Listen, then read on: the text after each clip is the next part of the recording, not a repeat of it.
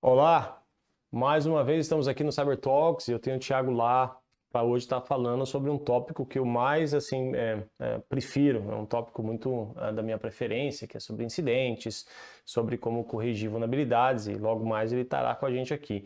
Bom lembrar que hoje saiu também um reporte que justifica o quanto que as empresas estão gastando em termos de cibersegurança. E posso te comparar que é um valor muito pequeno, enquanto a indústria do cybercrime faz 6,5 trilhões pela pesquisa que saiu. Ou seja, até 2025 se estima que vai ser 10,5 bilhões trilhões, desculpa, sobre toda essa parte do cybercrime. Então, saiu-se daquele conceito que o cybercrime são pequenos indivíduos atacando empresas para gangues de criminosos multibilionárias, né? Então, muito interessante a gente falar nisso, porque da mesma maneira que o hacker, ou essa gangue, né, formada para atacar as empresas, o objetivo deles é fazer dinheiro. E no outro lado, as empresas têm que se defender e mitigar esses erros. Então, assim, nada mais justo de que falar sobre incidente. Então, é importante a gente estar trazendo o nosso convidado de hoje, o Thiago lá, para a gente debater esse tema. Então, Thiago, seja bem-vindo, obrigado pelo seu tempo e vamos hoje falar com um grande especialista nesse setor aí, né? Eu sei que você participa de várias situações na qual até já se acostumou com o incidente, né? Seja bem-vindo. Boa noite, Rafael, tudo bom? Eu acho que acostumar é uma palavra forte, mas a gente já está um pouquinho, já estamos aí com um pouquinho mais habituados, ou pelo menos sabendo, ou tentando, pelo menos, cada dia aprender um pouquinho mais como lidar com essas eventuais situações, né? Já não são mais tão eventuais, né? Ultimamente elas têm sido bem comuns aí no mercado e no mundo todo. Mas boa noite. Não, obrigado, né? Bom, incidente, já que a gente já não consegue, vamos admitir, né? A proteção, ela existe, mas a gente já tem que estar preparado para um incidente. Fato, todos, vai acontecer, né? Isso é um fato que a gente já tem que ter em mente. E a primeira vez que acontece, às vezes a empresa não está com aquela preparação, ou o time não está preparado, ou não esperava, né? Muitas vezes a gente não espera, né? E sempre acontece, e aí eu acho que é muito importante a gente pensar em quais são os principais métodos mais eficientes, primeiro, para corrigir vulnerabilidade, num ponto, e também para, de repente, lidar em situações de incidente. Mas eu deixo com você aí para você nos ajudar. Esse assunto, acho que como tu falou que tu gosta também, é um assunto que eu atuo nele, ou estou próximo a ele também há alguns bons anos, e é importante a gente analisar como a gente viu a escalada nesses últimos anos, na quantidade de novas falhas, né? Eu não vou postar nenhum tipo de PowerPoint aqui, mas se vocês procurarem a página do FIRST, né, que é um órgão aí grande que trata sobre o conceito de incidentes cibernéticos e tratamento de incidentes, você tem lá, por exemplo, a lista de CVEs mensais. Lá no site eles têm desde 2000, né, desde o ano 2000. E assim, a crescente começa com até 2005, nós temos algo como assim, a barrinha do até 500 por mês toca 10 vezes em 5 anos. Ou seja, na média você deve ter ali algo como 50 CVEs por mês. De 2005, isso é nítido no gráfico, né? De 2005 a 2017 você tem, eu diria que um padrão, algo entre 500 e 700 vulnerabilidades CVEs novos por mês. E de 2017 para cima você tem algo acima de 1.500. Então você sai de 500 para 1.500, 2.000 por mês de novas vulnerabilidades, né? E com essa avalanche de vulnerabilidades, vamos lá, CVEs são aqueles que são mais bem metrificados, são aqueles que foram reportados, fora os que não são, né? Mas não vamos se apegar nesse momento a ele. Como se adequar a uma avalanche dessas, né? Não existe empresas ou capacidades plenas de se remediar todas elas. Pelo menos não a correção definitiva, né? Talvez remediar seja a palavra correta. Você tenta remediar eles, né? Então, nítido o crescimento da quantidade de CVEs Isso com certeza afeta a indústria e leva a números provavelmente desses que você citou agora há pouco na abertura, né? Então o mercado tem se preocupado muito, né? Outro site interessante que eu deixo uma dica ou ideia, pelo menos aqui, visualmente é muito bom de olhar, é o site do Instituto Brasileiro de Segurança, Proteção e Privacidade de Dados. É uma sigla, né? IBRASPD. .org, aí você tem uma barra incidentes. Quando você bota barra incidentes, você tem uma timeline anualizada, tem 2020, 21, a maior parte é ransomware, né? Mas aí você tem ali as logos das empresas que caíram na famosa hackeada, né? De algum momento elas foram afetadas. E assim, das empresas que aparecem ali, 98% delas são empresas a nível bolsa de valores. Não são empresas pequenas. Não são empresas que têm um budget baixo, que têm um orçamento baixo. São empresas que têm orçamentos decentes, né? Então, acho que isso também é outra fala que você fez aí, né? Tem que estar preparado porque, eventualmente, um incidente ele pode ocorrer. Se aconteceu com essas empresas todas da Bolsa de Valores, por que não pode acontecer com qualquer uma empresa, né? Então, acho que isso é bem relevante. Então, é nítido o aumento do risco pela quantidade de vulnerabilidades, os vetores, vamos dizer assim, e você vê que o aumento de sucesso. E você vê o que você falou, né? A especialização de alguns grupos. Deixou de ser só um trabalhinho de alguém que quer causar uma bagunça no mercado, ou de alguém que quer só atrapalhar uma empresa. Não. Tem cunho financeiro, tem cunho de denegrir algum tipo de imagem, tem o custo aí de imagem, às vezes até financeiro, com o pessoal que precisa pagar resgate, né? Ou situações de resgate, isso é bastante complexo hoje em dia, tá?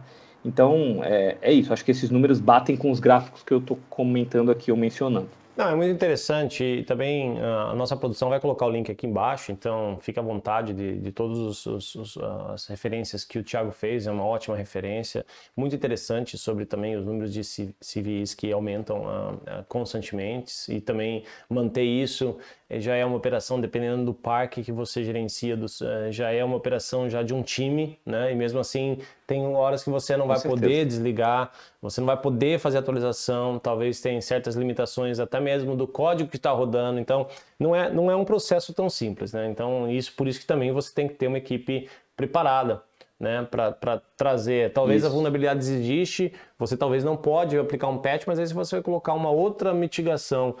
Exatamente. Por volta dessa. Controles compensatórios, né? Controles compensatórios é fazer, como. Né? Isso. Uma situação acho que é interessante de colocar aqui, né, para as pessoas que eventualmente têm interesse pelo assunto, a gente vê que há poucos anos, agora é uma mudança de poucos anos atrás, você sai de um conceito de análise de vulnerabilidade e correção para gestão de vulnerabilidade. Né? E aí adiciona-se o contínuo aí, muito comum também, a gente vê muito em eventos o pessoal falar gestão contínua de vulnerabilidades. Só que essa mudança, para mim, ela é essencial na forma como tratar isso. Porque num eventual momento que você faz uma vulnerabilidade e diz, tem que corrigir tudo, mas você não tem braço para corrigir tudo.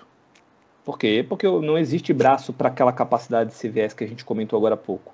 Agora, se você fizer uma gestão de vulnerabilidades que vai um pouco além da análise, você faz uma análise, você faz uma análise de uma investigação, faz ali você mergulha um pouco no assunto, depois você traz a priorização e aí você corrige o que é priorizado e você faz uma remediação daquilo que talvez não seja tão top one ali no sentido de priorização. Né? Então, o conceito de gestão contínua de vulnerabilidades, o contínua tem o conceito de cíclico, né? Então, você fazer isso periodicamente, a cada um mês, a cada 15 dias, a cada 6 meses, não sei. Cada empresa tem o seu apetite a risco, mas definir com certeza um processo para gestão de vulnerabilidade é com certeza um fator crítico de sucesso. Porque se você só entrar numa briga direta com vulnerabilidades, você vai perder. Isso é algo que é fato. Você vai perder. Então você precisa gerir, e aí com inteligência, possivelmente você vai realmente ter um ganho aí, ou sobreviver bem nesse mercado, vamos dizer assim. Porque hoje é sobreviver, né? Esse mês que vem vão aparecer novas 1.500, você precisa sobreviver o mês que vem também. E no próximo mais 1.500, bora sobreviver de novo. Então é um desafio constante. mensal. O que eu acho interessante que você está falando, tem vários pontos ali muito interessantes, né? Primeiro que essas organizações criminosas, elas estão lá para fazer dinheiro, como muito bem citado, né? E eu acho que é muito importante a gente falar isso. Tem empresas também que, dependendo do nível do ataque, não necessariamente ela não tenha condições de restaurar o parque, mas ela tem essa condição, só que o tempo que ela demoraria para restaurar o parque, ela prefere pagar o crime, né, para que ela tenha essa chave e restaure o mais rápido possível. Então, assim, são decisões, às vezes, dentro das circunstâncias que você vive, muito difícil, ainda mais com o seu time de segurança e os executivos, né? Então, assim, assim, com a sua experiência, né, Thiago? Eu sei que você vive em várias condições, em vários incidentes. Como que a gente prepara essa equipe? Porque, assim, a primeira vez, aquela experiência, tá, dependendo do nível do ataque, o estresse pode ser muito grande, ainda mais quando você tem um parque por uma semana, 3 dias fora do ar.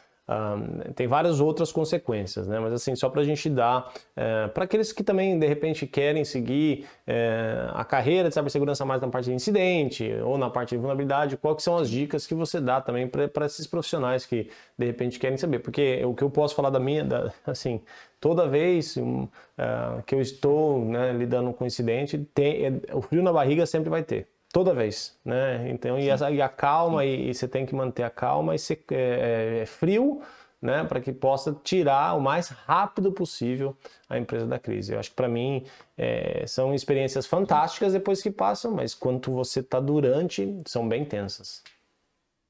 Vivendo a guerra é muito mais complicado, né? Contar a história depois talvez seja mais tranquilo. Bom, essa pergunta nem é uma pergunta, né? Mas essa discussão aqui, ela realmente ela é complexa. Possivelmente vamos ter pessoas com opiniões diferentes, né? Eu vou contar um pouco do que eu acho, do que eu percebo, né? Eu realmente, eu sempre defendi isso, e às vezes, porventura, às vezes até colegas podem não gostar tanto, mas eu sempre defendi que o time de segurança realmente precisa ser um time, assim, vamos usar um termo aqui, não sei, precisa ser um time de elite. Ele precisa ser um cara que ele veio ou ele era muito bom naquilo que ele fazia. Ah, mas ele podia ser um ótimo desenvolvedor. Esse cara talvez tenha um perfil para ser um cara de segurança. Ele era um ótimo cara de redes. Esse cara talvez ele tenha um perfil para virar o cara de segurança. Ah, ele era um cara de servidores, sistema operacional, né? E aí todos os aspectos da TI, de banco de dados, etc. Então, primeira coisa, eu acho que assim, as pessoas, todo mundo pode ser treinado. Isso aí é meio óbvio, né? É clichê até falar sobre treinamento. Mas você precisa de pessoas diferenciadas. Porque num eventual momento de ensino, essas pessoas vão liderar ações e muitas vezes eu sei que tem os chefes ou eventualmente as pessoas que tomam decisão, mas o cara que está no front de segurança, ele toma algumas decisões diárias, cara, de transformar um evento, esse evento aqui é um incidente, não é só um evento, deixa pra lá, só vou categorizar ele aqui. Não, é um incidente sim. Porque aquele ali depois pode virar um ransomware na rede, ou pode realmente escalar para um evento. Então, indiretamente, todos os participantes aí da comunidade de segurança de uma empresa, eles acabam eles tomam algumas pequenas decisões no dia. Talvez não as principais, eventualmente, os chefes, os executivos devem tomar as principais, por óbvio, mas ali o dia a dia, ativo esse patch ou não ativo esse patch? Pô, esse patch aqui diz que não tem impacto. Então vou fazer. Ih, derrubei tudo. Então ele toma. E tu ri porque é uma realidade, né? O time de segurança vive com esse tipo de decisão. Faço ou não faço? Faço agora ou faço depois? E isso é muito, muito importante. Então, assim, primeiro, para formar um time, com certeza você precisa escolher, dentro do possível, pessoas boas.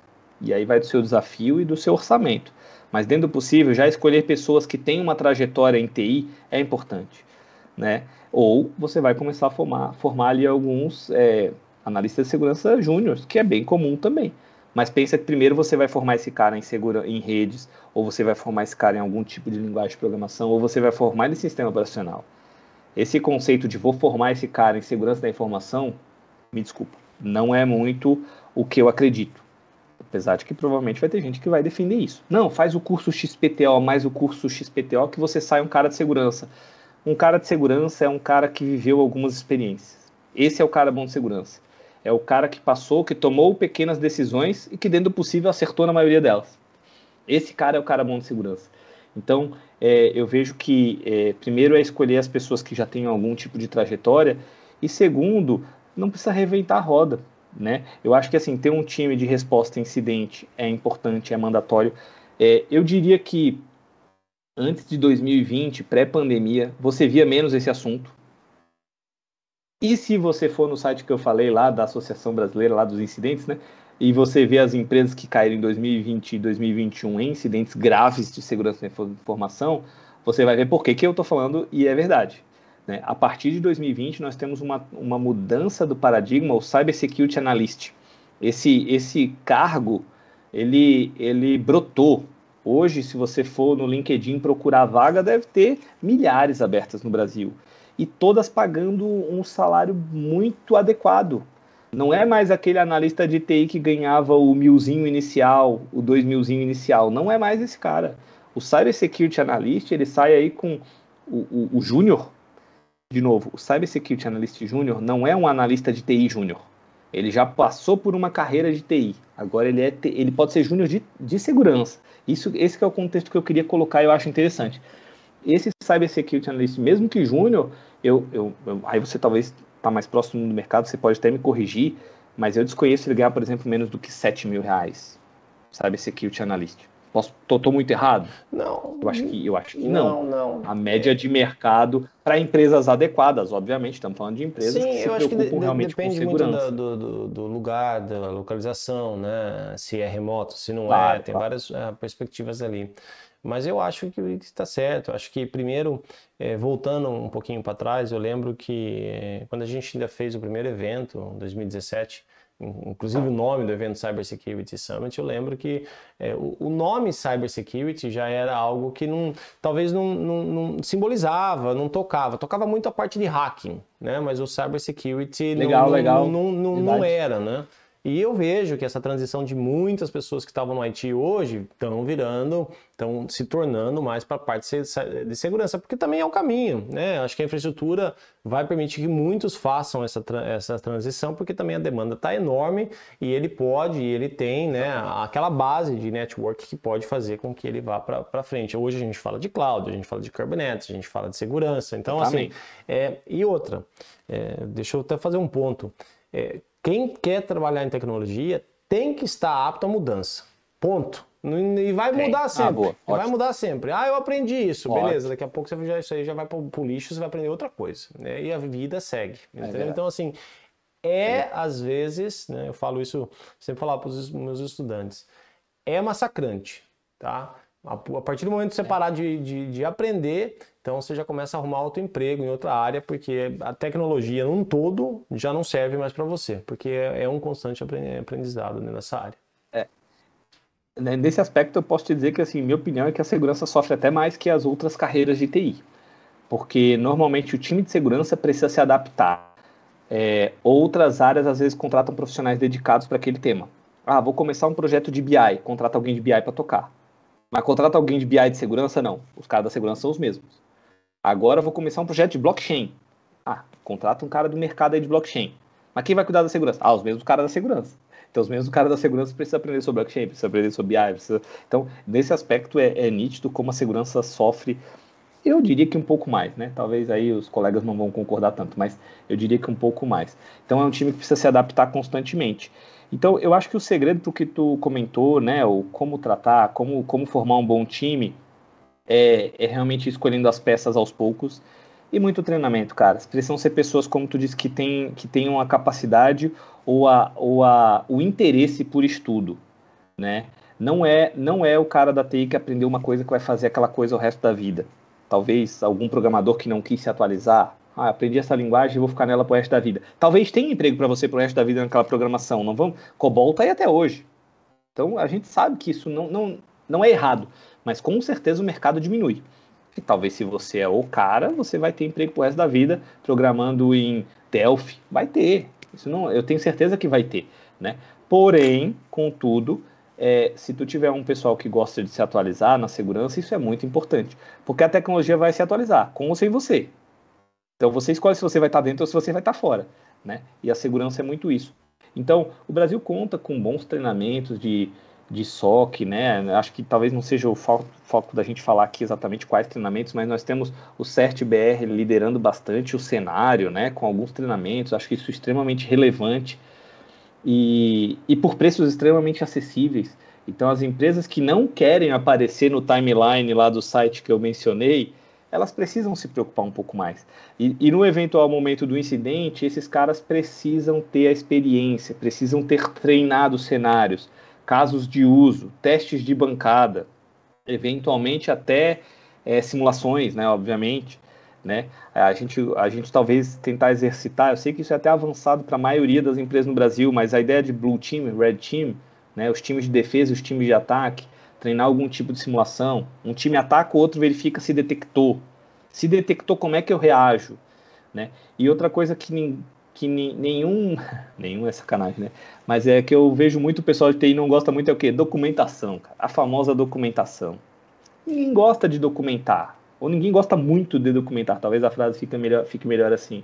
Mas ter uma documentação, como era, como deveria ser, como que eu coloco no ar novo, como que eu reajo, para segurança se eu peguei um ransomware, como é que eu reajo? Se eu recebi um phishing, como que eu reajo? São os playbooks, né? No meio a gente chama até de Eu playbooks, assim, no cenário de segurança. tava para falar dos playbooks, porque é outro ponto que eu vou falar com você, mas vamos lá, pode seguir. Tá, a gente exercita um pouquinho mais em frente. Mas então, ter esses cenários mapeados leva o teu funcionário a não trabalhar com imprevisto. Não, isso é previsto. Eu não queria que acontecesse, mas isso é previsto. E eu sei o que fazer. Isso é fundamental. Ter um time preparado para responder um incidente com a altura e o peso que um incidente pede, né? Vou fazer só mais uma colocaçãozinha aqui. A gente falou um pouco sobre ransomware, né? E talvez me misture até com a primeira parte da fala nossa, que é como o ransomware mudou nesses últimos anos. Você começa com... Você começa não, né? Não vou tentar botar aqui data para o início de ransomware, porque senão eu vou errar. Mas você começa com um muito famoso, que foi o WannaCry, né? O WannaCry, que juntou uma falha da Microsoft com o Worm e misturou tudo isso num pacote só. O WannaCry foi um fuzuê no mundo, né? Foi realmente uma correria, vários ambientes ficaram disponíveis, mas apesar dos hackers terem ganho algum dinheiro, eu não sei se tu vai lembrar, mas foi mínimo.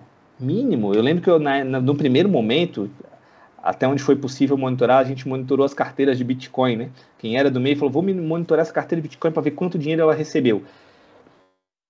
Vou errar aqui, mas vou me arriscar só para dar uma ordem de grandeza. 40 mil dólares, 50 mil dólares, 100 mil dólares. Cara, isso é muito pouco hoje no mercado, nesse contexto. Depois o WannaCry recebeu um monte de variantes, cada um botou sua carteira lá, apareceu um monte de hacker no cenário e não deu mais para monitorar. Mas concorda comigo que isso era pouco naquele momento? Sim. Agora, você olha para o Lockbit hoje, um ransomware já mais moderno, que pegou dezenas de empresas que estão lá, inclusive nesse timeline do site, tá? Que mudou isso que eu queria dizer que é sensacional observar esse movimento, né? O ransomware antigamente só e pedia resgate. Agora não. Agora ele rouba primeiro o teu dado, ele extrai, ele filtra o teu dado da tua instituição, roubei teu dado, depois eu criptografo. Porque aí ele tem duas formas de monetização. Uma para te vender a chave para tu voltar para o ar mais rápido, e outra do tipo, se tu não me pagar, eu vou publicar na internet. Extorsão. Sim. Então você consegue trabalhar com duas frentes. E esse é um movimento que a gente percebeu nesses últimos ransomwares, né? Então, os playbooks do mundo inteiro têm que ser atualizados. O que você faz num eventual cenário de ransomware? Você faz isso. Putz, agora não é só mais isso, não. Agora é isso, e eu tenho que monitorar mais essa saída de dados da minha empresa aqui também. Porque esse é um cenário que não estava tão bem previsto assim. Não vou dizer que isso nunca tinha acontecido antes do Lockbit, mas é um exemplo aqui que ficou marcante aí nesse último ano e meio, né? Então, a construção de bons playbooks e profissionais preparados, porque segurança não é baseada em imprevisto, isso é muito ruim. Se você basear a sua segurança em imprevistos, isso provavelmente levará a um fracasso ali. Você tem que tentar prever. É fácil prever tudo? Com certeza não. Por isso que todo dia a gente vai adaptando esse conceito dos playbooks e as previsões. O que pode acontecer? Atualizando o teu mapa de risco, né? É muito interessante esse ponto aí sobre o double extortion, né, que você falou, né, que é duas seguidas de duas, e tem até o triple extortion, que daí já entra na parte de negociar para que você negocie com ele diretamente, para que ele não vaze e não fale para os oficiais, né? No caso de GDPR ou na Lei Geral de Proteção de Dados, né? Então tem essa parte também que eles também usam. Assim, é interessante que você falou do playbook, mas eu já vi também empresas que eles querem fazer o playbook sem ter uma matriz de risco. Aí fica difícil, né? Fica difícil de você tomar ação, porque quanto que você está disposto a sofrer, né? Se você não tem uma métrica, o executivo ele não consegue tomar certas decisões. E os playbooks, como você bem dizer, só para o pessoal entender, são regras que você segue perante aquela crise. Então você escreve o seu plano de ação, é um plano de ação, na qual são ações que você tem que tomar, ou passos que você tem que dar durante aquele incidente, perante a esse playbook que você montou, né? Então, como você bem citou, do ransomware, quando ele ataca, quais são meus primeiros passos. Até mesmo dentro de um playbook, você vai ter quem vai pedir comida, né? É ou não é? Aliás, a operação não pode parar, mas você também tem que pensar também no fato de quem vai pedir comida, num eventual crise, né? Porque o pessoal de frente que está trabalhando, ele não vai parar, ele não vai nem ter tempo, nem cabeça para, deixa eu pedir aqui uma comida para o pessoal. Quem quer que ele pare, né? Então, é interessante isso, porque aí você também tem uma coordenação dentro desse incidente, com várias partes da empresa, não somente a parte de tecnologia, a parte de segurança, é um incidente, dependendo do nível do incidente, quem que você vai envolver também. Então é muito importante. Mas, Thiago, eu também vejo que muitas dessas empresas, elas não fazem nem o básico, elas querem criar um playbook, entendeu? Como você me falou, a documentação não existe. É difícil às vezes, né? Você ter um playbook, vamos lá, não adianta você cortar caminho. Então, o playbook ele tem que ser definido baseado dentro de vários fatores, documentação, o risco matrix você tem que ter, né, uma análise com os executivos, treinar a parte executiva, treinar a parte técnica, fazer esses exercícios, ver se de repente é isso que a gente quer, tem que mudar aqui ou não. E sem isso também fica muito difícil, né? Então é muito bom que você falou isso. Outra coisa, um outro ponto que você falou, que eu gostei bastante, você falou sobre os sites que tem essas empresas, o timeline das empresas. Então, assim, dois pontos que eu quero conversar com você. O primeiro lá só existe as empresas que foram, né, publicamente faladas, né? Concorda? Mas assim, existem... Eu acredito que aquelas estatísticas estejam corretas, mas assim, fora da realidade, porque muitas das outras empresas nunca vão falar, né? Ponto, né? Com certeza, então, não. Esse é um ponto. Então, assim, o número não é a realidade. Outra coisa desse ponto que eu quero falar com você é o tempo hábil de restaurar o parque, ou restaurar a empresa.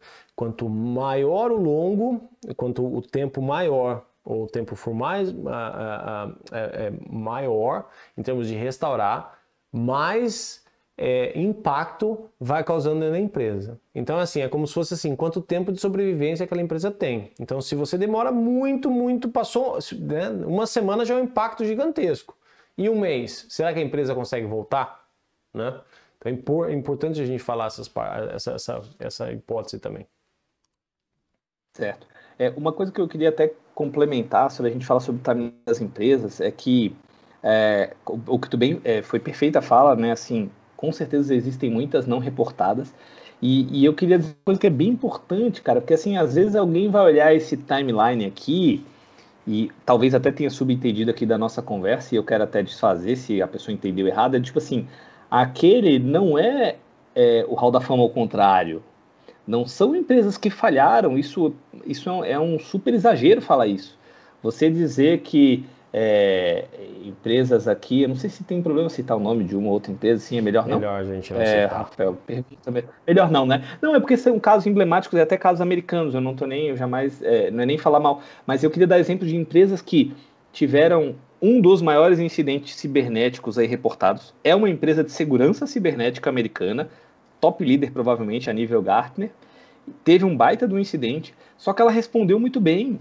A análise dela, o pós-mortem, o tratamento, cara, e ela ganhou uma super moral pelo tratamento. Ela sofreu um ataque complexo e arquitetado, dito e aí eu não é Thiago dizendo, dito até que foi feito por outro estado. Quando a gente fala estado, seriam ataques entre países, né, algo do tipo, ou seja, algo extremamente arquitetado, né, só que ela reagiu tão bem que ela recebeu, assim, méritos após o incidente. Então, veja que, isso é bem interessante, veja que um bom tratamento de incidente te tira de uma empresa perdedora que fracassou contra a segurança, na verdade te coloca numa assim, nossa, essa empresa é muito boa de segurança. Porque os incidentes eles vão acontecer com a empresa ruim e com a boa.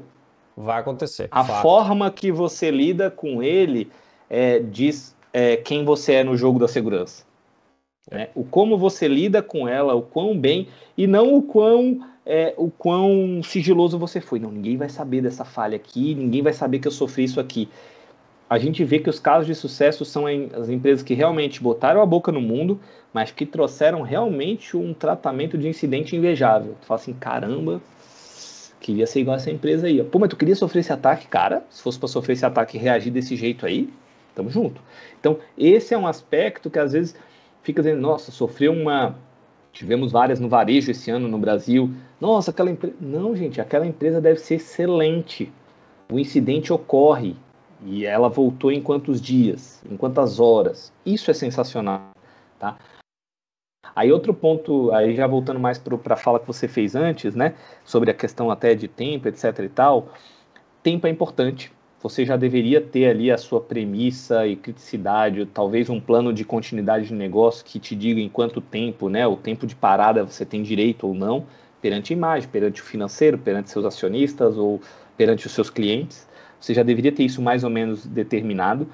Mas uma coisa que eu vi muito, Rafael, que eu acho que vale a pena colocar aqui muitas empresas, como é que eu vou fazer? Elas sofrem um ataque e na hora de voltar ao ar, elas voltam com as mesmas falhas. Eu vou tentar explicar até melhor, né? Mas você vê, no momento de voltar de um incidente de ransomware, eu tive um ransomware que afetou meu AD, roubou todas as minhas credenciais ou algo do tipo. Empresa XPTO. Aconteceu isso. Se ela pega um backup, bota o AD tudo no ar de novo, sobre os serviços e puxa, voltei em 2 horas. Ela fez certo ou ela fez errado? Ela fez terrível. Porque muito provavelmente o hacker ainda esteja lá dentro, muito provavelmente agora ele não precisa destruir tudo, talvez ele vai ficar só monitorando você. Então, por isso que um playbook diz, não, para voltar ao ar eu preciso sanitizar o ambiente, eu preciso rodar uma análise de vulnerabilidade, eu preciso avaliar se não foi implantado nenhum backdoor, nenhum rootkit. Eu tenho um contexto, assim, isso é meu, né? Assim, não é regra. Mas para mim uma máquina invadida jamais pode ser reutilizada. Não existe recall de máquina invadida. Você faz outra. E aí você faz ela, sanitiza o backup, sanitiza eventualmente código ou algo do tipo. Eu trago isso para mim como premissa. Talvez um dia eu não consiga seguir essa minha premissa, mas hoje ela é uma premissa para mim. Máquina que sofreu um incidente de segurança grave, sim, algum tipo de invasão, acesso indevido, não existe recall para ela, não. Porque você já estudou um pouco de rootkit, né? Não é o tema nosso aqui de falar sobre isso. Tem uns que são impossíveis de ser detectados. Você não detecta, cara. Se você não tiver a ferramenta perfeita para detectar ele, você não sabe que ele está ali. E talvez você esteja guardando um hacker dentro da sua empresa. Né? Então, o tempo é importante, mas voltar com qualidade, voltar com um plano de ação bem determinado também é importante. Por isso essa fusão, e eu penso assim, você contratou o cara bom, você treinou ele já vem com uma bagagem de TI/segurança, esse cara já sabe que documentação é importante, esse cara já sabe que ter pelo menos uma matriz de riscos ali, uma gestão de risco, mesmo que de forma simplificada, é um fator decisivo na hora de voltar. Qual sistema voltar primeiro? Até isso precisa estar escrito, até isso precisa estar terminado. Quais são teus ativos mais críticos, os menos críticos, que pode voltar antes, que pode voltar depois, né? Toda a tua priorização a nível aí de negócio, né? Então, tempo é muito importante, mas a forma que você responde, ela diz muito respeito a quem você vai ser no final, na história. A história vai contar você como, né? Uma empresa aí, vou dar um exemplo aqui de novo, não vou citar nomes, mas era uma grande empresa de e-mails que dominou o mercado por muito tempo e ela sofreu um vazamento lá nos anos 2000, gigantesco, né? Basicamente a base toda, bilhões de pessoas vazaram as credenciais, né? Diz-se que foi aí baseado em um phishing que aconteceu, etc e tal, não vou entrar nos méritos da história, mas essa mesma empresa que em algum momento concorria com o Google foi vendida por valores bem simplórios para a Microsoft. Depois. Será que foi culpa do incidente da segurança da informação? Não estou dizendo que foi. Podem ter sido, e devem ter sido também outros fatores, mas tenho certeza que talvez aquilo ali influenciou em algum eventual problema de negócio para aquela empresa. Então, a forma que você responde ao incidente, eu acho que ela vai mostrar realmente como é que você ficou no final do filme. Se você vai sair por cima ou por baixo. Não, eu concordo. Ótima observação feita também, ótima. Né? Vários pontos muito importantes, são dicas acho que valiosas. Eu lembro, Thiago, que eu falo em vários eventos internacionais, também no Brasil, adoro estar falando. E uma das perguntas que eu faço para vários executivos, e eu posso te dizer que desde quando eu faço em todas as vezes que eu vou falar, a primeira coisa que eu pergunto é, aqui dessa audiência, quem tem um plano de incidente? Né? Eu posso te garantir, muitas poucas pessoas que levantam a mão. E continua, tá? Então, como eu falo, só na hora do incidente é que as coisas melhoram, né, para algumas empresas, pela experiência que passa, e pioram também financeiramente. Então, infelizmente, a maturidade também lá em cima não está apta na maneira que a gente vê. Tem, não vou generalizar, obviamente, tem empresas que tem empresas que estão investindo, tem empresas que estão fazendo, mas falta ainda um bom caminho. Melhorou, né, Rafael? Melhorou. Na Exatamente, tua melhorou. visão, esses últimos 2 anos foram muito fortes para a segurança. Eu tenho certeza que a gente ficou melhor. Sim, A sim. gente que eu digo é o Brasil, assim, o mundo, Sim. né? Eu vou falar mais do cenário Brasil, mas eu tenho certeza que a gente melhorou. Mas falta muito. Falta muito. Tem um bom caminho. Falta. A gente vive em sistema Sim, legado, tem muita coisa moderna sim. rodando em coisa legada, né? Então a gente tem infraestrutura moderna tentando rodar em coisa que é meio legada, que daí já começa a ter outros problemas. Então, assim, Às vezes você só conseguiu atualizar uma coisa e não a outra ainda, né? e Acontece. por aí vai. Então, assim, é muito interessante. Mas olha, Thiago, obrigado pelo bate-papo. Foi um bate-papo e eu queria continuar por mais tempo. Foi fantástico esse bate-papo. Aliás, a gente deveria fazer um outro, talvez de rootkit, como você falou, né? Mas dá pra gente fazer. Obrigado pelo seu tempo. Sei que você aí lidera uma grande equipe, tem grandes profissionais por trás, vivem aí liderando e mantendo as coisas operacional, né? Um trabalho bem árduo, um trabalho que, assim, né, eu entendo de todas as partes que vocês trabalham. Parabéns por vocês estarem fazendo esse trabalho. Obrigado. Tá? E também crescendo dentro da área de segurança, né? Eu, né, trabalho na área de segurança, nós trabalhamos, e quanto mais profissionais a gente trazer, mais seguros nós iremos ficar. Isso é o que eu espero, né? Cenário. Então é isso, Thiago. Obrigado pela participação. Te agradeço, Rafael. E é importante, então, só para a gente finalizar aqui também, segurança é muito... Segurança da informação, tratamento de incidente, esse aspecto que a gente falou, por isso que a gente nunca pode falar do coleguinha. Coleguinha que eu digo outra empresa, né? Porque, eventualmente, o incidente vai chegar até você. Isso é incontestável, em algum momento. Então, a gente precisa estar preparado, precisa contar com a comunidade. Eu acho esse cenário também, só se tu me permite o final, é super interessante a troca de conhecimentos e de experiências que ocorreram nesses 2 anos aí, basicamente de pandemia, pedaço de pandemia, pedaço, né? Então, assim, a troca de informações, o bate-papo entre os times, a comunidade se fortaleceu bastante. E isso a gente precisa para manter realmente um ambiente mais seguro para todos, né? É muito sobre cultura, é muito sobre... Não tem como contar vantagem. Se você contar vantagem, você cai.